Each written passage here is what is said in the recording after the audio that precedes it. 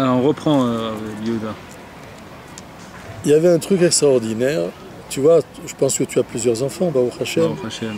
Mais lui, il arrivait, d'abord, tous les gens qui venaient à côté de lui, tous les gens qui le côtoyaient, tous ses élèves, entre guillemets, ils refusaient ce titre.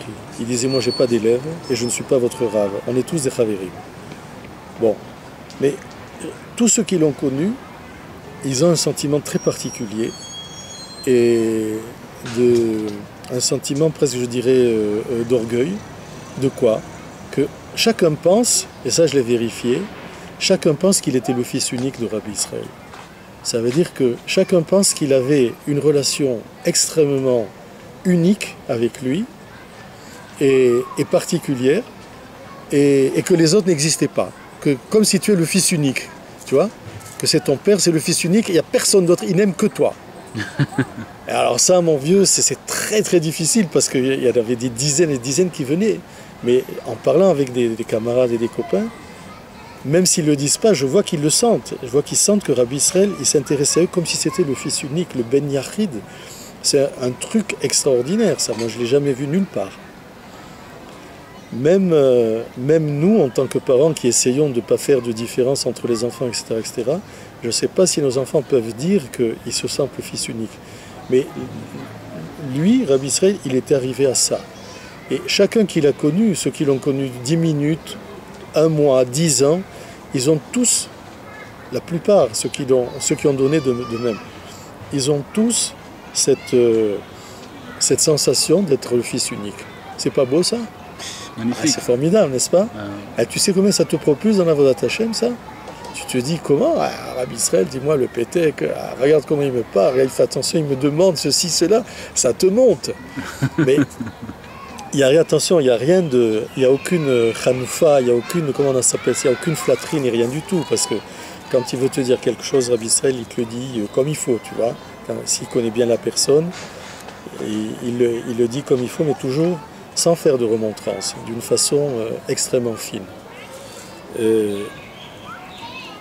Il y a à côté de cette impression magnifique qu'on a d'avoir été le fils unique, immédiatement attaché à ça, il y a la sensation qu'on a raté le coche. J'ai parlé avec beaucoup de ceux qui l'ont connu et ça revient toujours.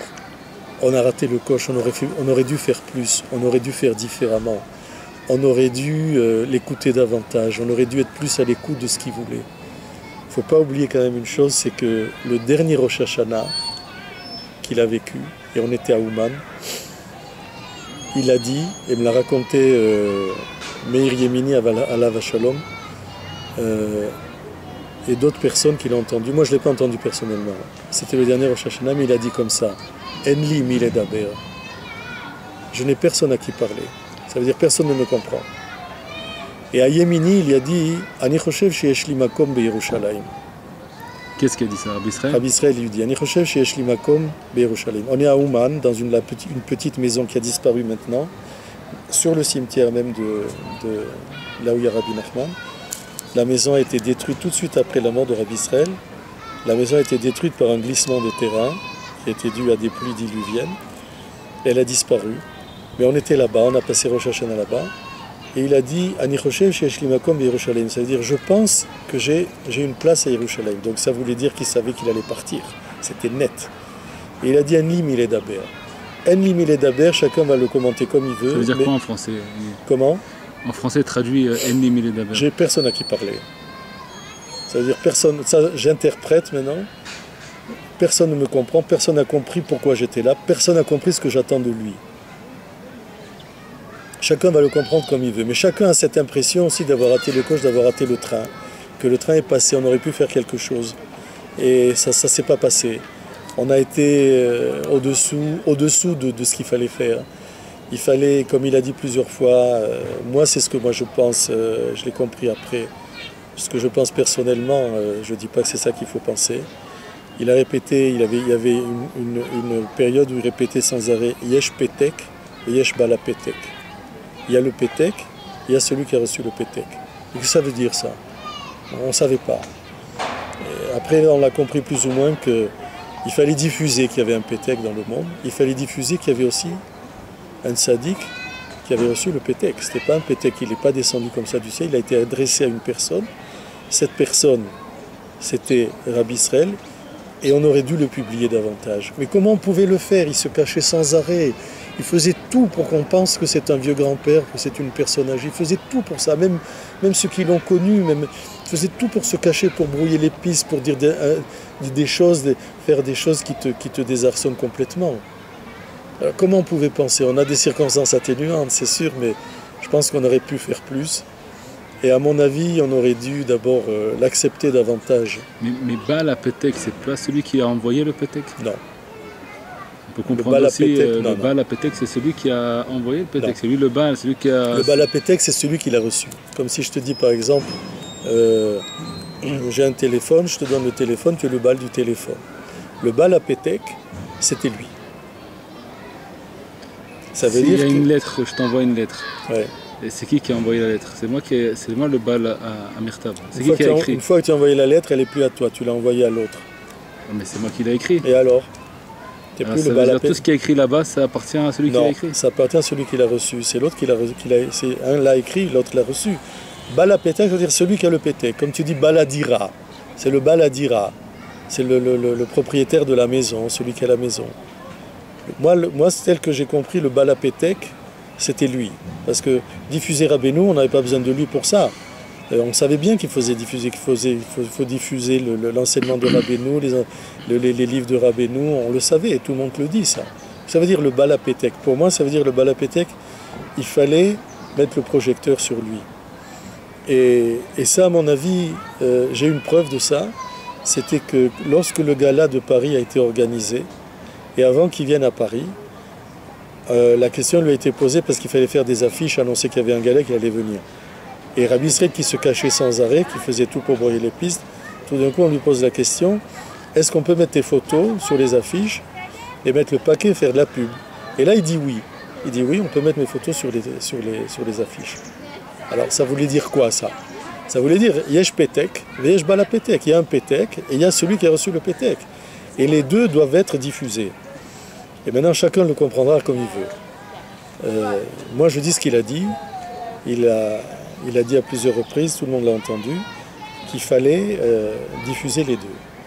Maintenant, diffuser Rabbi Israël en tant que quoi? En tant qu'élève de Rabbi Nachman, comme c'est écrit dans le Petek, en tant qu'autre chose, ça, chacun se le verra. Hein. Comme on dit dans le Sud, chacun se le voit. Hein. Et donc, il y a ce sentiment d'avoir raté le coche chez tous ceux qui l'ont entendu, qui l'ont connu.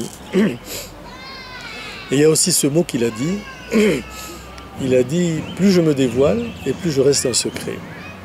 Ça, c'est une chose extraordinaire. Plus une personne se dévoile et plus il reste un secret. Tu as beau le dévoiler, tu n'as pas encore compris même pas le quart du quart de ce qu'il faut comprendre sur lui. Ça reste encore une énigme pour toi. Et c'est ça Rabbi Israël. Et ça, à mon avis, c'est sûr qu'il a obtenu parce qu'il a fait des petits stratagèmes, etc. Mais qui les lui a donné, ces stratagèmes? Ce sont des stratagèmes, à mon avis, qu'il a reçus par la Tfila et par la Hidbo des doutes, qu'il a demandé à Kadosh Baruch Hu comment est-ce qu'il peut se faire connaître, parce que c'était ça sa mission, faire connaître le Petek. Faire connaître pourquoi c'est lui qui a reçu le Petek, pourquoi c'est pas un autre, pourquoi c'est pas un tzaddik différent, pourquoi c'est pas un autre Breslev ou un autre tzaddik qui était plus connu que lui. Pourquoi lui, un tzaddik caché, va recevoir le Petek? Il faut comprendre pourquoi. Et donc, à mon avis, il a reçu ça, cette façon de, ce don, donc de se cacher, de se dévoiler tout en se cachant, il l'a reçu par la Tfila et par la Hidbo des doutes. C'est pas quelque chose qui est humain. C'est pas quelque chose qui est humain, c'est quelque chose qui dépasse la raison. Et quand il est venu à Paris, j'avais dit à des copains, ce que je ne sais pas, c'est comment Rabbi Israël va faire pour se montrer dans le gala et tout en faisant des bilboulim aux gens. Parce que je savais qu'il allait faire des bilboulim. C'était cousu d'avance, tout le monde le savait. Mais qu'est-ce qu'il allait faire? Comment il allait faire? Et alors comment il a fait? Alors comment il a fait? Quand il est venu, ceux qui ont regardé le film, il est sur Internet, il y a des bribes du film sur Internet. Il faut le regarder pendant qu'il est sur le fauteuil roulant et pendant que quelqu'un le pousse. faut regarder comment il sourit. Il sourit d'une façon qui te laisse penser des choses très très graves sur lui, tu vois. Faut regarder comment il fait ça. Et c'était un truc extraordinaire. Il avait trouvé la façon, et d'ailleurs plusieurs personnes l'ont demandé, mais pourquoi il sourit comme ça, mais pourquoi il rit comme ça, ça les a complètement étonnés, ça leur a laissé une impression un peu difficile. Donc il vient, il fait parler du Pétek, il se montre, il reçoit des dizaines et des dizaines de gens qui viennent lui demander des brachot et tout.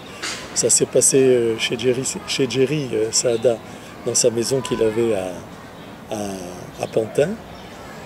Il y avait des dizaines et des dizaines, c'était sans arrêt la queue qui venait, les gens qui venaient lui poser des questions, des trucs très, très difficiles des fois, des malades, quoi faire comme Chidour, des machins, tout ça. Et comment il peut rester anonyme tout en étant tellement connu, tout en se montrant tellement, c'est très très difficile, c'est un paradoxe. Et bien lui, il arrivait à faire ça. Il arrivait même à faire ça avec les gens qui étaient à côté de lui, que les gens qui ne le connaissaient pas bien en profondeur pouvaient tomber dans le panneau. S'il venait le voir, par exemple, quelqu'un de très connu, un rave important, etc., alors il se mettait à tousser, ou alors à dire qu'il n'entendait pas. Il fallait que quelqu'un vienne et lui traduise, soi-disant, ce que dit la personne. Et donc, effectivement, ce rave important qui venait chercher je ne sais pas quoi, il repartait en ayant des doutes très très graves sur Rabbi Israël. Et dès qu'il avait franchi la porte, Rabbi Israël redevenait comme il était, il toussait plus, il n'avait plus besoin que tu lui traduises ce que tu lui disais, il t'entendait très très bien, il te répondait très très bien, il était revenu ce qu'il était. Et quand il y avait cette personne importante qui venait chercher quelque chose qui n'était pas glatte, qui n'était pas quelque chose de louable et de transparent et d'émettre, alors Rabbi Israël le repoussait de cette façon-là. Et par contre, quand venait une personne complètement brisée, alors là, il abandonnait tout et il se consacrait à la personne. Moi, un jour, j'étais à Tzfat, une petite histoire. J'étais à Tzfat avec lui dans l'appartement et vient une femme complètement brisée, en pleurant. Je ne savais même pas qu'est-ce qu'elle voulait. Elle rentre et Rabbi Israël était en train de dire des Teilim. Il avait un Teilim à l'époque, il arrivait encore à lire. Il avait un Teilim très très gros, il avait des lunettes spéciales pour pouvoir lire. Il était absorbé dans sa lecture de Teilim. Et moi je me demandais s'il fallait que je laisse rentrer cette femme ou pas, parce qu'il était en plein Teilim. Je me disais, elle peut attendre, les Teilim qu'il dit sont plus importants. Tu vois ce que je me disais dans ma petite tête. De toute façon, elle ne m'a pas demandé, elle est venue en criant, elle est rentrée. Elle s'est assise devant lui. Rabbi Israël, il a plié le livre et il a écouté. Il était extrêmement disponible, il était à l'écoute des gens, c'était un truc extraordinaire. Va maintenant chez un admour, essaye de rentrer. Il faut que tu passes d'abord par 10 shamashim, et je ne te dis pas combien d'argent il faut que tu donnes pour arriver chez lui. Et là, tu rentres chez Rabbi Israël comme si c'était chez toi. Des gens qui ne l'ont pas connu, moi, une chose que j'ai jamais pu faire, d'autres n'ont jamais pu. Les gens qui n'ont pas connu, tu sais, les Israéliens, ils arrivent et en partant, ils sont tellement proches de Rabbi Israël, ils l'embrassent sur le front, comme un grand-père, comme quelqu'un qu'ils connaissent. Donc aujourd'hui, on a besoin de Rabbi Israël pour s'attacher à Rabbeinu, c'est ça que... Non, moi je ne dirais pas ça. On n'a pas besoin de Rabbi Israël pour s'attacher à Rabbeinu. On peut s'attacher à Rabbeinu directement. Comme c'est écrit dans l'Akdama de Likutei Moharan, que le Likutei Moharan, bien que c'est un livre extrêmement difficile, donc personne ne peut dire qu'il comprend Likutei Moharan à fond. Et puisqu'il y a marqué que c'est le Mashiach qui va... C'est le Mashiach qui va donner un pérouge sur le Likutei Moharan. Ça veut tout dire. Ça veut dire que tu as beau essayer de le comprendre, tu n'es pas arrivé encore à l'écorce de ce qu'il y a écrit dans le Likutei Moharan. Et donc il y a écrit là-bas que... bien. C'est un livre très difficile. Mais il y a marqué Sefer Shavel Ekol Nefesh. Ça veut dire que c'est un livre qui peut être compris par n'importe qui. Chacun à son niveau. Même un enfant de 5 ans, tu peux lui dire une Torah de Likutei Moharan, puisque tu lui apprends déjà la Mishnah, tu lui apprends déjà des trucs très complexes, tu lui apprends déjà des psukim très difficiles, tu peux lui apprendre aussi Likutei Moharan. Il comprendra, mais chacun à son niveau. Donc tu n'as pas besoin, à mon avis, tu n'as pas besoin de Rabbi Israël pour te rapprocher de Rabbeinu, mais par contre, alors là je dirais quelque chose, un message un petit peu révolutionnaire, un petit peu extrémiste, c'est que si tu ne crois pas au Pétek, tu ne pourras jamais comprendre l'Ikouté Moran, même à ta façon, à toi, à ton niveau à toi. On a besoin du Pétek. Ouais, tu as besoin de l'Aïmouna dans le Pétek. De l'Aïmouna dans le Pétek. Un jour, je suis venu chez Rabbi Israël, et je dis ça comme ça, mais moi, des histoires que moi j'ai vécues, il y en a qui en ont vécu 10 000 fois plus que moi. Et je lui ai dit, après une très très longue réflexion, tu vois, dans ma petite tête de petit français, je lui ai dit, je pense que, parce que je l'avais vu comment il se comportait, dès qu'une personne venait, il lui mettait le pétek dans les mains, et il regardait la figure de la personne. Tu sais, quand tu regardes un texte, tu es tellement absorbé, surtout un pétek, tu vois, un truc, tu es tellement absorbé dans le texte que tu ne fais pas attention que quelqu'un te détaille. Et je voyais Rabbi Israël, il avait des yeux de Röntgen, tu vois, des yeux de rayon X. Pendant que la personne regardait le pétek, il le perçait, mais vraiment perçait de son regard. Et dès que la personne levait les yeux, hop, Rabbi Israël faisait comme ça, tu ne pouvais pas voir qu'il t'avait passé au crible.